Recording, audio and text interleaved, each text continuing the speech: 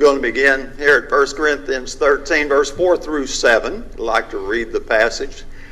Love suffers long and is kind. Love does not envy.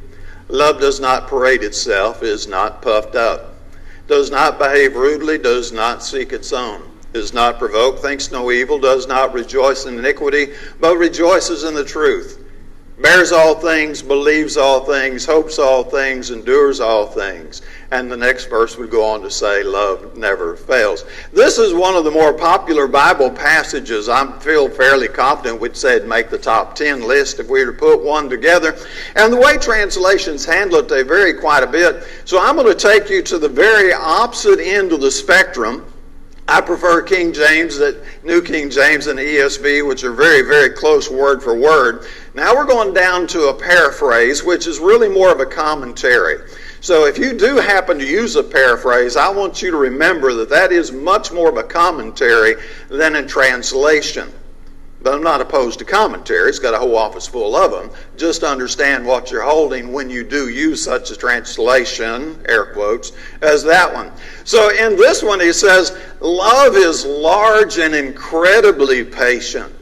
Love is gentle and consistently kind to all. It refuses to be jealous when blessings come to someone else. Love does not brag about one's achievements nor inflate its own importance. Love does not traffic in shame and disrespect nor selfishly seek its own honor. Love is not easily irritated or quick to take offense. Love joyfully celebrates honesty and finds no delight in what is wrong. Love is a safe place of shelter, for it never stops believing the best for others. Love never takes failures as defeat, for it never gives up. Now, I would say that's a decent commentary on that, and that's fine. I'll let you check some other translations. What I want to say to you in the intro is don't just read 1 Corinthians 13, 4 through 7, as though you're checking a box and wanting to get something done. I want you to meditate on it. And I really want you to sit down with 15 minutes, just you and that passage in your lap or on your iPhone or however you do it nowadays, and literally sit there and ponder in depth that passage with nothing but you and the quietness surrounding you. Consume it, digest it, dig into it, because we don't want just to memorize it. You know the old saying, the aim of education is not knowledge. The aim of education is action, and that's what we're after. So we're going to take this passage, and we're going to make very, very, very specific application. Now, just let me give you a couple of quick examples of what you can do. If you're having a little trouble in your marriage, then I want you to just sit down. Don't beat your mate over the head with that passage. That's not the idea. But rather sit down with you and yourself, have that little come to yourself moment, and look at that passage and read through it and think how each and every item of that passage applies in a marriage relationship. Now, if your kids are driving you nuts, or children, we could do that the other way. If your parents are driving you nuts, okay? I'm getting a little feedback on that one. Then take that passage and literally read it. When it says love is patient, ask yourself, what does that mean in a parent-child relationship? Be very, very specific. Extended family. How many of us have extended family that when we hear they're coming over, like for Thanksgiving or Christmas, we're like, oh, they're not coming, are they? Okay, now I want you to take that passage. Be very, very specific and ask yourself how each and every one of those statements would help you in that particular relationship. You can take it to work, and you can do it with co-workers, you can do it with customers, you can just bump this thing out, and you need to be very, very specific, because here is what we're up against. We read 1 Corinthians 13, 4 through 7, we go, oh, that is so beautiful, and it is, and then we forget. What does it mean? Is it just pretty poetry? Or is there something that I can make application in my life with it? And until we make application into our individual lives with it, I'm going to tell you, you've done nothing but read some poetry. And we're looking for a lot more than just reading poetry. Now, I'm going to make a very specific application here. I've got two categories, and they are both almost identical. That's why I chose to overlap these two categories here. What happens with beginners and old-timers is they both stumble and bumble a bit. Now, in all honesty, the guys in the middle stumble and bumble too. We just don't think about the guys in the middle. For some reason, we give them a pass. But a beginner, we may pick on a little bit more. And at the other end, the old-timers, as I'm going to call them, they tend to pick on themselves more than they ought to do. And this is just we're going to apply it to that. So both are very, very self-conscious. And maybe that's the difference with the guys in the middle. We forget to be so self-conscious, though we do make a lot of mistakes. And you did notice how I kept myself in the middle category there, right? We do tend to make a lot of mistakes, and it is kind of funny. But what happens is we anticipate beginners to get better, right? That's what we're looking for. We know beginners are going to get better. We anticipate the old-timers to get worse. Now, that's the wrong way to say it, so I'm going to use that word wane. There's waxing and waning. Do you know when the moon is waxing? Do you know when the moon is waning? Then you know the terms I'm using. If not, I'm using some archaic terms there with waxing and waning. But what we know is that the old-timers are going to continue to lose their ability, their focus, and that polish that they once had, because that's what age does to us all. So you look at that beginner who's bumbling, he's moving toward a more polished stage. Enjoy it while you're there, because it's going to leave, and you're going to start to decline down the other side sometime. That is what life does to us, and so we don't get all hung up about, well, I got to be perfect. I got to do everything absolutely right. Yes, you want to do your best, but even when you try to do your best, you're still going to bumble and stumble, no matter where you are in the process, and we'll focus again on beginners and old-timers.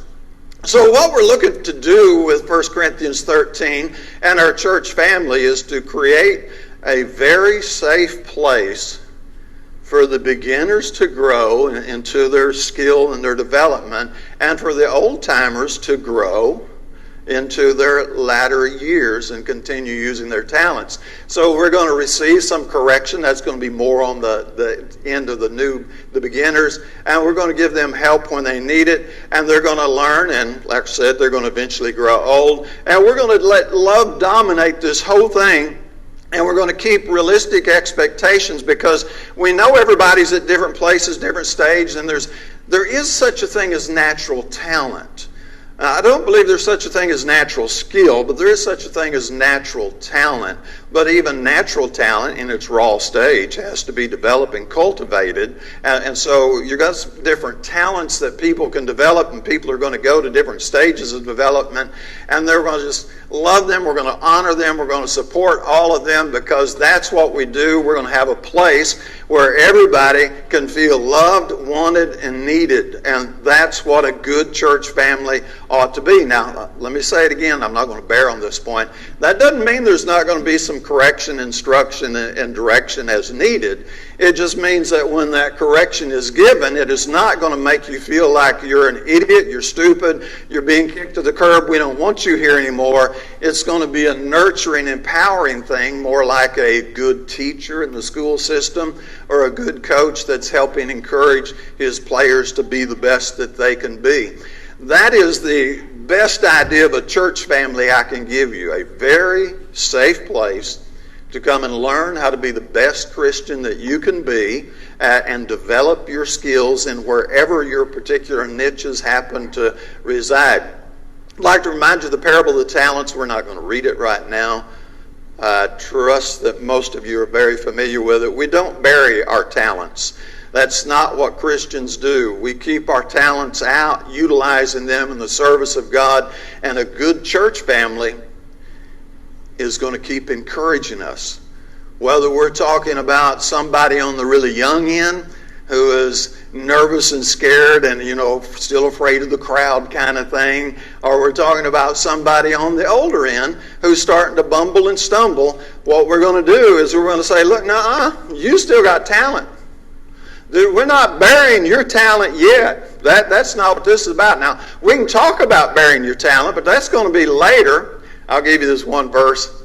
Then I heard a voice from heaven saying to me, Right, blessed are the dead who die in the Lord from now on. Yes, says the Spirit, that they may rest from their labors and their works follow them. So the basic retirement plan of when we get to bury our talents, to put it in more colloquial language, is when God calls us home. But as long as you're here and you have talent to use, whether you're a beginner just trying to figure out what potential you came in with, or you're at the other end of the spectrum, we're going to keep using that talent. That's what God gave talent for. We don't believe in early retirement.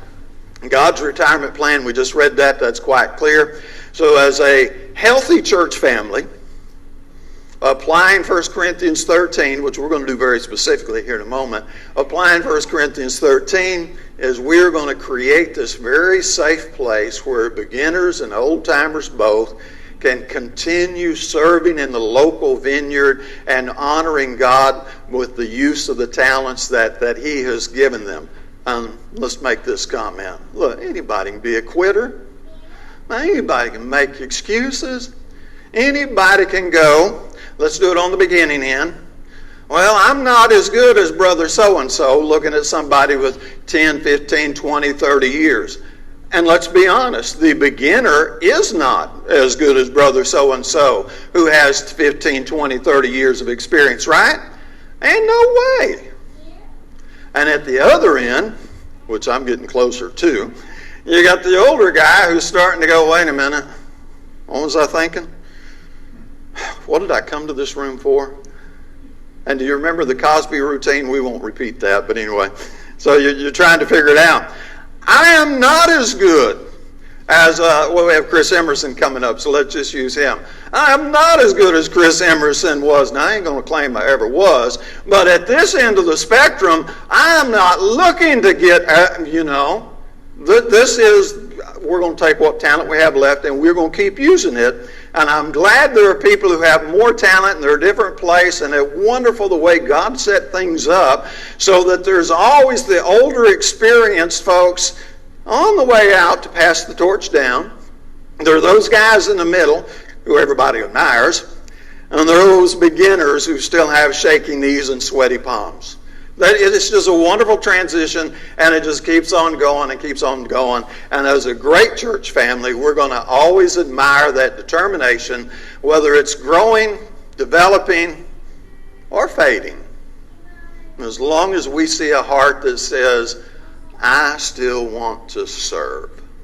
I still want to use it. I still have a quarter of a talent left, and I still want to put it on the table for the Lord. As long as we see that heart, then as a church family, we're like, come on, brother. Come on, sister. Let's see how we can put you to work in whatever regard that we have available for you. Now, I want to make a comment about this. Make room for the young? Are you kidding me? That's Satan's propaganda right there. I'm going to have to make a little more local comment because we're in Pine Bluff. I don't see any young people lining up to get into the church work. Do you? Somebody show me where that line is here in Pine Bluff. Now, I don't mean to insult the young folks, I understand. But most of our young folks hit high school, right? Go to college, great stuff. Get out, get a career, and how many of them take their career in Pine Bluff? Now, I'm not faulting anybody because I know the career opportunities aren't here. I'm just saying that's what we in our community are up against. We don't need to encourage the older people to sit down so the younger people can have some room. The way we're set up here in our community, there is plenty of room for both.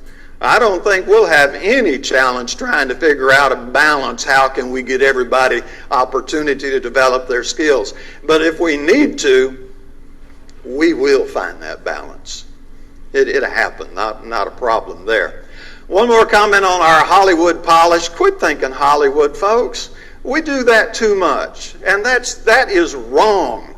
When we're talking about church, it is wrong Man, it misses the mark. Isn't that kind of the definition for sin? It is wrong to judge anybody who participates in the local work by a Hollywood standard. Now, this goes all the way back to David's time, and Samuel, of course, he was guilty of the same thing. He saw one of David's brothers, and he said, man, that's a good-looking guy. He's got to be the one. And God said, don't look at his appearance or at his physical stature, because I have refused him.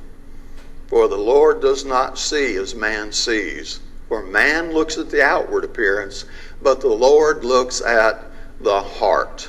And if we are going to imitate God, as Ephesians 5:1 says, now the context there is forgiveness, but if we're going to imitate God, or 1 Corinthians 11:1, learn to imitate Paul as he imitated Christ, then one of the things we want to do is learn to see as God sees. And God's not looking at the outer appearance. He's not doing the Hollywood thing. He's looking at the heart. Where's this person's heart at in their service? So we are in a superstar culture, and it's kind of cool. You know, there are over 4 billion people connected to the internet today.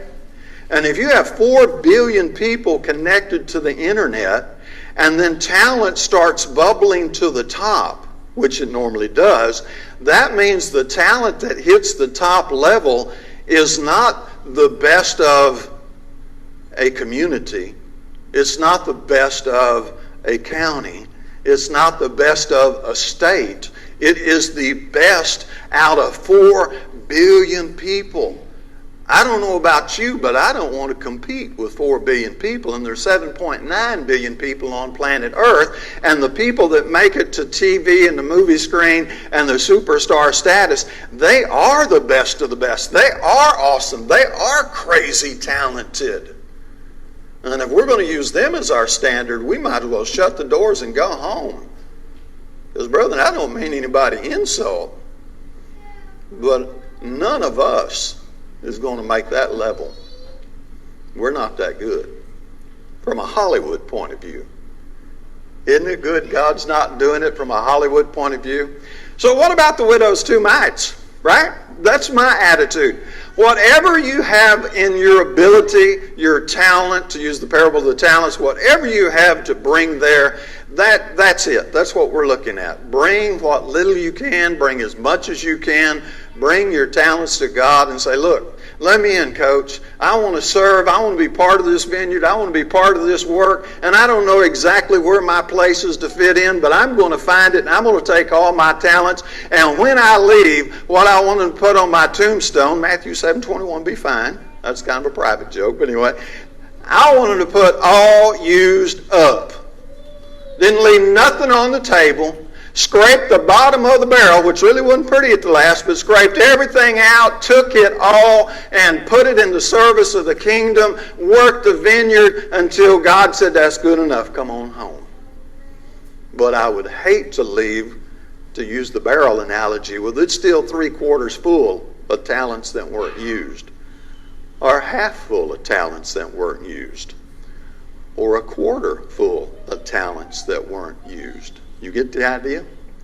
So let's get very specific now. We got about 10 minutes left, so we'll run through this in an appropriate time. Love suffers long. A lot of translations say patient. I like the word patient myself, so I'm going to use that. Love has realistic expectations. When a young person starts, we have realistic expectations. When an older person is serving, we have realistic expectations depending on where that older person is in the stage of life. I know I've used it twice. I'm going to use it again. And that's Brother G. Come down here on his walker, sit right down here at the corner of the table, sit on that walker seat, set the songbook up. Brother Mark, got to help him get up here. And that man can still lead songs, right? Amen. That's all we're expecting. And he can carry the tune. He gets the job done. And doesn't it warm your heart Every one of it just warms our heart. And we're going to do the same thing with men who lead prayers, men who attempt to make announcements, those who want to go visiting, those who want to participate in other ways that aren't public, the women that participate, the women that teach, the women that organize so many of the activities. You know, there's just going to be different levels of service, and we're not going to be impatient with them and think, she's just old, she needs to retire. No. That's not what we think. We're going to honor that sincere effort. We're going to rejoice in it. We're going to support the aging in the latter part of the race. So now we got the beginner. We're trying to get him or her up and running. Now then we'll get them going, get them at a good pace. Now we got the old timer on the other side. We want to keep them running. And they're slowing down, and that's all right. And they may need somebody to hang on to a little bit, but that's all right. But we want them going across the finish line with as much gusto as is possible, instead of going, now you just go sit down. You're old. Your best years are behind you. They are. I mean, that's the reality. When you get a certain age, your best years are behind you. But that doesn't mean we're done. That doesn't mean we're finished. That doesn't mean we kick somebody to the curb. That's just ugly stuff. So we're going to be kind. Consistently kind and gentle to the beginners and to the waners both. And we're just going to nurture them along. And we don't ever even think about being rude with them. Don't do that. Oh, that would just be horrible. We're not going to selfishly demand to be entertained, which I'm afraid is a problem that is creeping into the church. I want a presentation. I want everything to go way up here at this Hollywood level like I'm used to when I go pay $14 for a movie theater ticket. You know, I want that in the local congregation. That's not what the local congregation is about. So we're just going to look at others that are using their talent. Whether they stumble, they bumble, they're meager, they're great, they shine wherever they fall. And we're going to be glad that they have a place and we have a part in helping them invest their talents in the kingdom. That's a good church family. No envy, absolutely no room for envy, no room for jealousy. You know, like young man wishing the old man to get out of the way because I can do a better job than he can. Did you ever feel that way when you were younger? Looking at some of the older folks? You know, a lot of young folks think, I got this. I don't need these old people. Christianity, there's no room for that at all. We're a team. It's unity. It's oneness. It's together. Could have gave you John 17, 20, 21 there for the oneness if you want to make a note of it. Some people do have more talent in some areas than others. That's fine. That's the way God put it together. But this is not a competition. This is not a Hollywood standard where we're trying to get an award or a trophy. This isn't the place for that. God's looking at what's in the heart. That's what He wants. Love does not parade itself, is not puffed up. So, no comparative games. Now, I know I have to qualify that because we're going to do it, right? It is human nature to make comparisons. And I'm not saying that generic comparisons are wrong. But when comparisons become divisive, now that's Satan's game. That's where Satan would love to divide and conquer us, and he will. If we start playing those games of who's better than whoever else and then starting to try to push our favorite candidate forward in a competitive manner over the other person, then we're going to be in trouble. And so we're smart enough to refuse to cooperate with that nonsense. We're going to rejoice. Whether the talent is impressive or it's meager, we're looking at the heart. That's where God wants us to look. So it says, love does not behave rudely, does not seek its own. So we're going to take those beginners. And beginners do some of the funniest things, especially if they have been brought into the church from out there in the denominational world, and they were reared in all that stuff, and they don't know all the truth yet, and they haven't figured everything out. How many times, preachers, have you been introduced as, this is my pastor? And you know, like, no, dude. So We don't call the preacher pastor in the Church of Christ, right? But it happens a lot, you know. And instead of beating up the beginner who hasn't figured out our terminology and all the things, because they're still in a growing process, right? So instead of beating them up, we're just going to kindly remind them. We're going to be gentle, loving, encouraging, and never rude and gruff and hateful with them. Now, if they do it 14 times in a row, you might want to get a little more admonishing. But in the beginning, we're going to be as nurturing as we can. Old-timers, sure, they're going to mess up. What do we expect? Nobody gets better and better and better and better and better and better and better and better and better. I don't know where we peak out. I'll let Madeline tell me later on where I peaked out. She's really frank with me sometimes. We get better and better and better. We hit a peak, and then we go down. So what? Okay. So something didn't go the way we wanted it to go. I couldn't help. Milford, I'm going to work you in. When you said, give me a minute on this phone, I thought, this is perfect. Because new technology drives us nuts anyway. Now, it won't drive these kids over here nuts. They got it made. But drives us nuts. And I was thinking, this is such a great sermon illustration. And it is. And so we just delight that Milford, now, I'm not going to call your age because I really don't know what 70-something. He could go, I'm getting old and it's time for Dave Miller. Dave's still young. He's only 62, 3, somewhere in there. You know, let Dave handle it. No. You keep getting up. We have to fumble with that phone every time. You bring it up here and we'll fumble with it because we're going to let you use your talents and everybody else until there ain't no talent left. And I know that's Arkanese, but that's the way to say it here. Ain't no. Worship is not for our entertainment. We are not here to entertain you. We are here to rejoice together. We're here to worship together. And if it weren't for the internet and television, we wouldn't have a clue about all this extra super special crazy talent that is out there.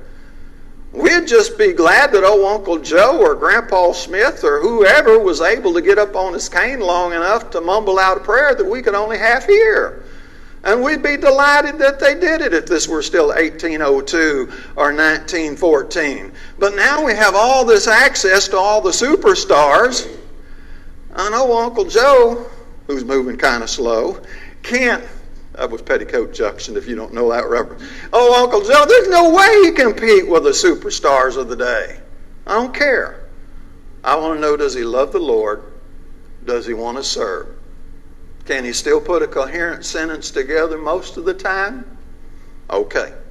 I told the story once. I got 3 minutes. I'll tell it again real quick. We had a gentleman in Midland, Arkansas. He was losing his mental faculties. Alzheimer's was setting in pretty serious, but the congregation there had the same attitude. We're going to use him as long as we can use him. And we used him up till the day that he prayed for the Lord to bless the Pope, that good man that was been touring and blessing our country. And at that point, when he started blessing the Pope, we thought, it might be time to stop using him in prayers. But we used him until that moment. And we weren't about to put him in the corner any sooner than what seemed to be the logical thing to do. So we rejoice as we travel together. This is what makes the church family a church family. Love is not provoked, thinks no evil. So we understand that beginners need some more time, they need more experience, they need instruction. Please don't forget that. They do need instruction. Old-timers need our patience more than anything, sometimes a little reminder, but we refuse to think evil of a bumbled word. Now, we may snicker. That's all right. We all laugh at each other, don't we, Johnny? We all laugh at each other a little bit now and then, and that's fine. If you can laugh sitting out there at me, then we can laugh at you if you happen to be up here. It's a fair trade-off. It's very understanding, though, and it is still supporting, and we know we're family. We don't rejoice in iniquity, but the truth. So we don't have the selfish desire to be entertained. You got to do it the way I want it done. If you don't do it the way I want it done, it's not being done right. No, that's ugly. We'll put that in the iniquity category. Well, that other person got up there and they said, I want to serve. This is where my ability is right now. It may be growing, it may be declining, but I want to serve. They've got that let me in, coach attitude, and that's what we're going to do. Finally, love bears all things, believes all things, hopes all things, endures all things. And so we bear and endure. It's fine. Nobody bats 1,000. I'm not perfect. Nobody else is perfect. And so we just go along with one another because we know, as I've said, we're not here to be entertained. We're here to support the old timers, active in service until their talents are totally used up. Somebody said the wealthiest place on the earth is the cemetery, because that's where most talents are buried. If they put me in a cemetery, I'm not going to make a contribution to that if I have anything to say about it. And I want you to have the same attitude. When your burial time comes, you're not taking any talents with you. So 1 Corinthians applied. We're going to create a very safe place where we can get together and learn and grow together. A nurturing place where we can love one another. And love doesn't mean you can't giggle. We're going to giggle at times. Don't get offended at that. We're going to create opportunities to use talents, and we're going to create a place to serve all the way till the end, till the talent's exhausted. And then we're going to go home to glory. So, how are you managing your talents? How are you moving forward?